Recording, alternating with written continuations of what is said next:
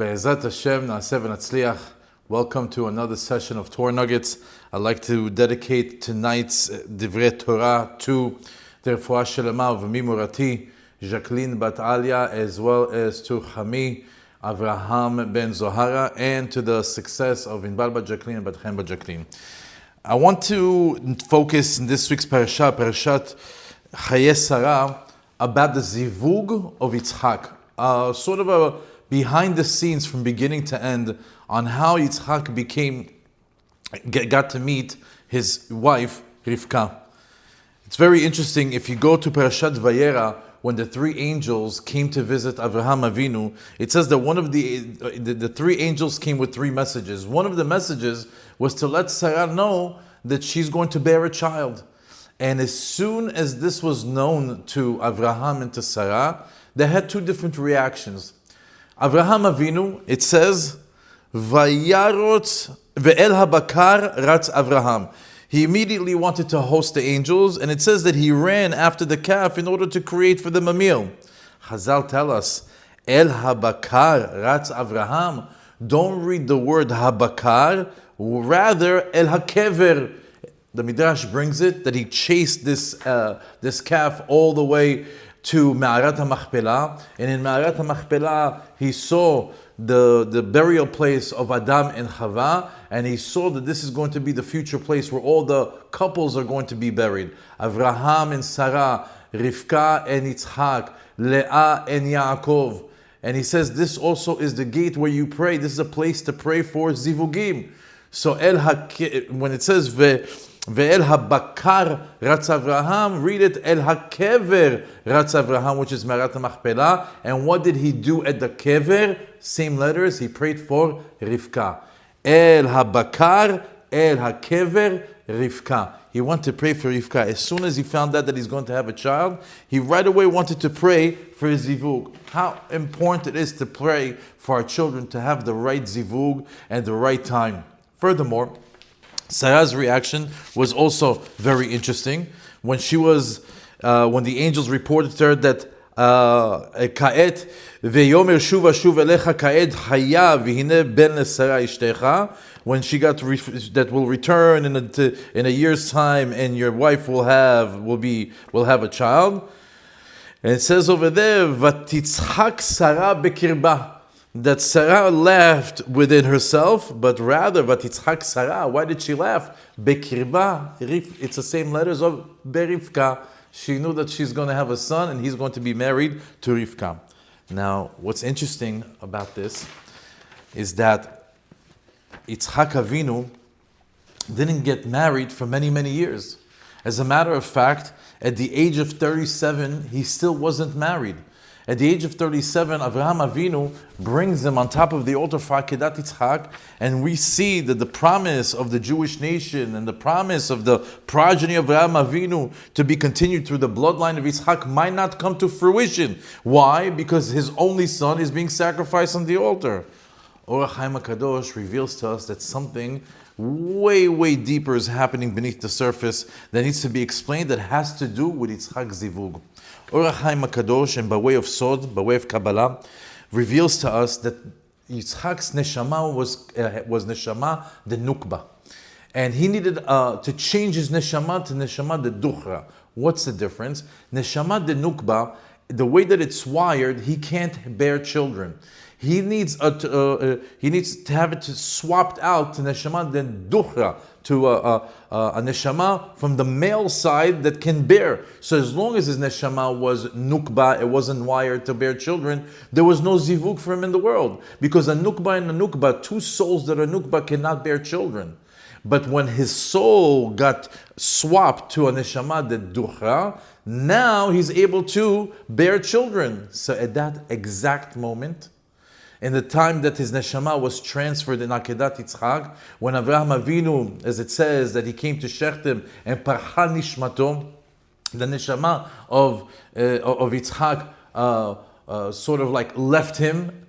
It's as if he died, and when the neshama came back, it came back with neshama de duchra, and at that very moment, another thing happened. Sarah Imenu passed away. And at that very moment, Sarah Imenu's soul went into Rivka, and Rivka came down. Rivka is the reincarnation or the Gilgul of Sarah. Because Sarah, Rivka, and Rachel, all the Imaot, had the tikkun of Chava. Each one did their own part. And when Sarah Imenu's role was done, then Rivka's role began. And she began to be the Zivug of Yitzchak Avinu. So it's very interesting. Yitzchak gets the soul transfer from Nukba to Duchra. Sarah Imenu's job is no longer necessary in this world. She's done. She completes her life. Now the role of Rivka is now starting. So her soul came down. And 3 years later, at the age of 40 for Yitzchak and the age of 3 for Rivka, they finally meet, and they, by the assistance of Eliezer, get married. But before they got married, it's very, very interesting, because while Eliezer was in the house of Bet Lavan, as he was instructed by Avraham Avinu to go to the house of Lavan to bring a bride to Yitzchak Avinu, and not so he does not marry any of the girls from Canaan. Even over there, something very interesting happened, because Lavan, we know, was the great anti-Semite of that generation. He's that Hitler. He's that Haman. He's that Bilam of that generation. And he knew something very interesting. He knew that Eliezer is the Shaliach. He's the messenger of Avraham Avinu to find a bride for Yitzchak, his son. He also knew the halacha. The halacha is when you send somebody as your messenger to find you a wife, until he comes back, you're not allowed to take another wife. So they invited Eliezer in, they gave him a meal, and what they did is they poisoned his food. And Eliezer did not want to partake in the meal until his mission was done.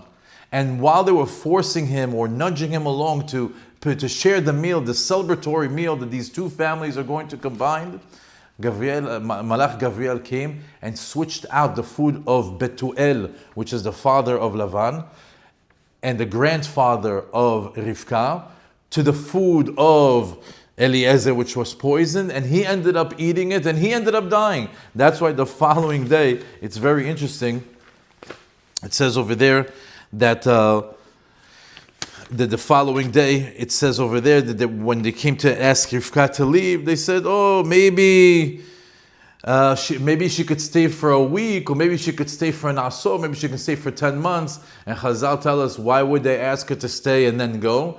He said, because it was time to mourn her grandfather. Maybe she'll mourn him for the week, or maybe she'll mourn him for the entire year, to show us that there was a big delay over there, because Lavan,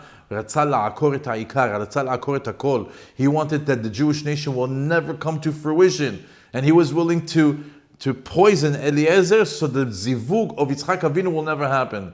Nevertheless, their plot failed, and Eliezer was successful in bringing back Rivka. And finally, when Yitzchak Avinu, as it says, he was in the heaven for 3 years, came down at the age of 40 and met his wife Rivka, he was so enamored by her. He was so impressed with who she was that she reminded him of his mother. And the pasuk says, "Vayavi'eha Yitzchak ha'ohela Sarah imo." Yitzchak brought Rivka to the tent of his mother. Vayikach et Rivka v'tiheh lo lisha, and he took Rivka and he married her. Vaya'aveh, and he loved her. Vayinachem Yitzchak achrei imo, and he was consoled over the fact that his mother is no longer here. Why? Because regardless of the fact that his mother is no longer here, but now that he has Rivka and that he has a wife, and that also she's actually the nitzot of Sarah Imenu, and that she also shares the same neshama, he felt that comfort level, and all's well that ends well, that Rivka and Yitzchak get married. I want to finish off with one final note. It says that Kashe Zivug Adam kekriyat yam suf, that it's very difficult for a person to find his soulmate. It's like the splitting of the sea. Rabbi Yaakov Abu Hatzera says everybody has a challenge in meeting their Zivug. We see that behind the scenes a lot of things were going on until whether it was the prayers of Avraham and Sarah, whether it was the Lavan in his household trying to kill the messenger, whether it's the spiritual complications of having the right soul and finding the right soulmate, and even sometimes that the soulmate is not even in this world yet. A lot of people have journeys on their way to meeting their Zivug. Rabbi Yaakov Abuchatzera says in regards to the saying that a person's zivug is as difficult as the splitting of the sea, because the splitting of the sea, some of you might not know this, but was in the shape of a rainbow. They went in and they came out. It wasn't like a straight line. The sea split and they went all the way from Egypt all the way to China, or all the way to the other side of the desert. But rather, they made a U-turn.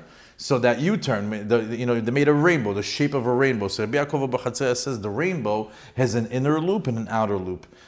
The inner loop is a shorter distance. The outer loop is a longer distance. He says Kiat Yam Suf is like that. Some people are going to have a short journey, and some people are going to have the long journey. Some people are going to have the smaller arch, or some people are going to have the larger arch. But regardless, every Kriyat Suf has to happen. For some people it's longer, for some people it's shorter. As a matter of fact, we also know that HaKadosh Baruch Hu is very busy running this world, but the Gemara teaches us that the bulk of his time, Hashem mezaveg zivugim kol hayom, that a bulk of Hashem's days is trying to put two people together. It's very interesting that you should know that soulmates start in the heaven, and they're complete twins, they're complete exact match.